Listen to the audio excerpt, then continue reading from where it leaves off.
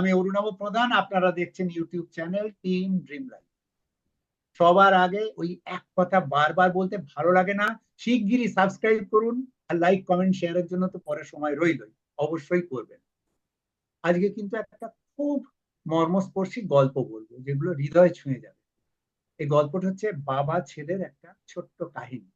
তো কোনো ডিটেলে না গিয়ে সরাসরি ড্রিম লাইফ অ্যাডভাইজারির কর্ণধার শুভ্রকান্তি দাসকে ডেকে নিচ্ছি এই স্টোরিটা শেয়ার করার জন্য। শুভ্র, ওয়েলকাম ভাই। নমস্কার। Thank you. এবং আমরা অ্যাকচুয়ালি আমাদের টিম ড্রিম লাইফ চ্যানেলেতে আমরা নর্মালি এডুকেশনাল বা তার সাথে ইন্টারভিউ বা এছাড়াও আমরা কিছু জিনিস কানেক্টিং উইথ লাইফ চেষ্টা করি শেয়ার করার, যাতে হয় কি মানুষের মধ্যে এই ধরনের সচেতনতা যাতে আসে। তো অ্যাকচুয়ালি বাবার যে রোলটা আমরা সবাই জানি, আমাদের মানে বাবা হওয়াটার যে জায়গাটা, তো সেখানে ক্ষেত্রে এই ছোট্ট একটা গল্পের মাধ্যমে আমরা দেখে নেবো যে এখানে ক্ষেত্রে অ্যাকচুয়ালি বাবা বাবাই হয় এবং আমাদের ছেলে ছেলেই হয়। এবং কোন জায়গায় বাবার সেই জায়গাটা, এটা খুব টাচিং একটা স্টোরি যেটা আমাদেরকে নাড়িয়ে দেবে। তো এটা হচ্ছে একটা ছেলে আর বাবা। বাবার বয়স হচ্ছে 80, তার নাম হচ্ছে মার্ক। এবং তার ছেলে হচ্ছে পিটার, তার বয়স হচ্ছে 45। পিটার ভদ্রলোক 80-তে তার রিটায়ার হয়ে গেছে। তার লাইফের দেখে সে এখন তার অবসর জীবন কাটাচ্ছে, মোটামুটি আইসোলেটেড, একা থাকে। ছেলে মাঝে মাঝে তার সাথে দেখা করতে আসে, যেমন নর্মালি হয়। এটা একটা অন্য একটা কান্ট্রির গল্প করছি। এবং পিটার সাকসেসফুল, প্রফেশনালি খুব সাকসেসফুল, রিচ, এবং সে খুব ব্যস্ত তার লাইফের মধ্যে, যার ফলে খুব বেশি বাবার সাথে ইন্টারাকশন করার সুযোগ হয় না। তো এরকম একটা দিন হঠাৎ হয়েছে, পিটার এসছে বাবার কাছে, মার্কের কাছে।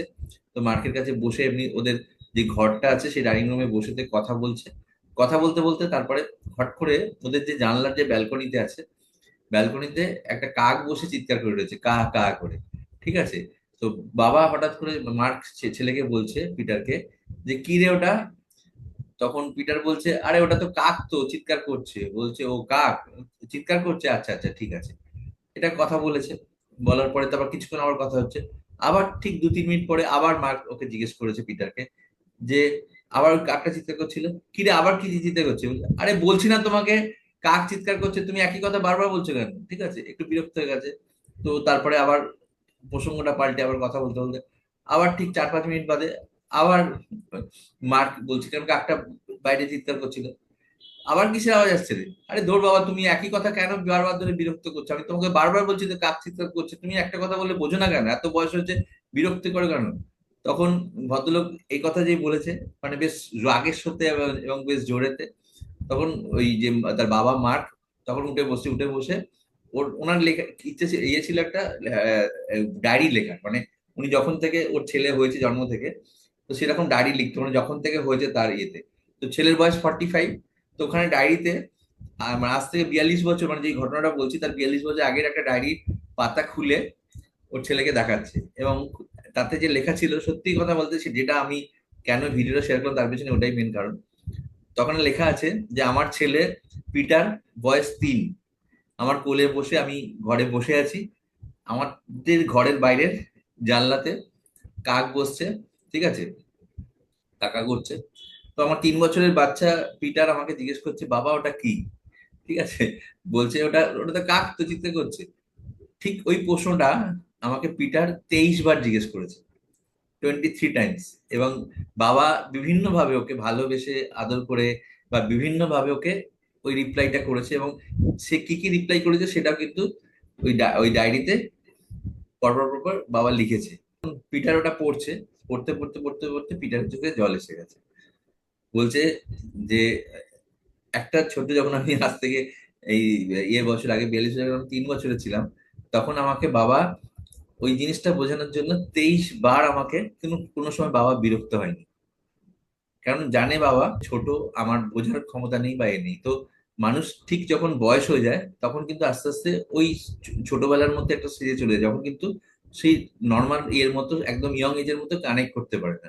তো তখন ক্ষেত্রে যদি আমাদের সেই জায়গাটা উচিত, আমাদের পরের জেনারেশন, আমাদের যারা আগের জেনারেশন আছে, বাবা বা মা, তাদেরকেও কিন্তু ঠিক ওইভাবে কানেক্ট করা, তাদের উপর রেগে না যাওয়া, তাদের সাথে ওইভাবে রিয়াক্ট করা, যেটা তারা আমাদের সাথে ছোটবেলায় করেছে। আজকে যখন ছোটবেলায় আমরা দেখেছি মা, আমরা যখন ছোটবেলায় খেতে চাইনি, দৌড়াদৌড়ি করছি, সারা দিন ধরে তো 2 ঘন্টা 3 ঘন্টা আমাদের পেছনে দৌড়ে দৌড়ে একটু খাড়ে বাবা একটু খাড়ে বাবা করে আমাদেরকে খাইয়েছে, এতটুকু বিরক্ত হয়নি। ঠিক আছে? আজকে হয়তো আমরা তার সামনে বসে খাওয়ারই টাইম পাই না, আমাদের লাইফস্টাইলের জন্য এত ব্যস্ত আমরা, বা বাবা মার সাথেও আমরা সেভাবে রিয়াক্ট করতে মানে কথা বলার সময় পাই না, কিন্তু দে নিড আস। আমার ভিডিওর বক্তব্য এটাই। এবং যখনই আমরা কোনো মানে রিয়াক্ট করব, যদি আমি খুব আনলাকি যে আমার লাইফে বাবা মা দুটো মানুষ নেই, কিন্তু যাদের আছে দে আর রিয়েলি লাকি। এবং যখন এরকম রিয়াকশন আসে আমরা হয়তো এরকম অনেক সময় রিয়াক্ট করে ফেলি, তারা বয়স্ক হওয়ার জন্য হয়তো আমরা ধৈর্য হারিয়ে ফেলি বা তাদেরকে এরকম ভাবে বলে ফেলি। কিন্তু এটা বলার আগে আমার মেসেজ এটাই, যে এই গল্পটার কথা ভাবুন, এরকম ঘটনা কিন্তু আপনি জানেনও না, ছোটবেলায় হয়তো আপনার বাবা বা মা হয়তো ডায়েরি লেখেনি, কিন্তু এরকম প্রচুর ঘটনা আছে যেটা কিন্তু হয়তো আপনার জন্য তারা করেছে, এবং তারা কখনো বিরক্ত না হয়েই করেছে।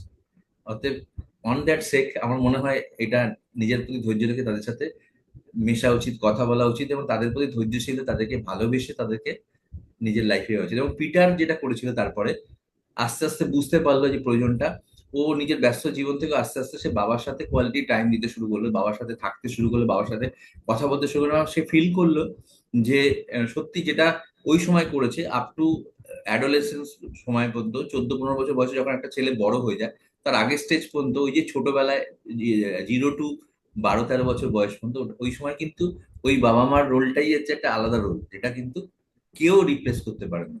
তো এটা একটা মেসেজ পিটার পেয়েছিল, এবং তারপরে সে তার বাবার বাকি লাইফটা তার সাথে ছিল। That's the moral of the story. আমার বক্তব্য এটাই ছিল। তো be careful about that and talk with patience with your parents, এটাই আমার বলা। সবাইকেই বলছি, আর কোনো কথা বলার অবকাশ নেই এই গল্পের পরে বা এই কাহিনীর পরে। আমরা একবার নিজেদের আয়নায় মুখটা দেখে নিই, দেখে নিয়ে ভাবি আয়নার মধ্যে যে মানুষটা দাঁড়িয়ে সে কি বলছে আমাকে, আমি জবাব পেয়ে যাব। আর কোনো কথা নয়, সবাই ভালো থাকুন, শীঘ্রই ফিরে আসছি।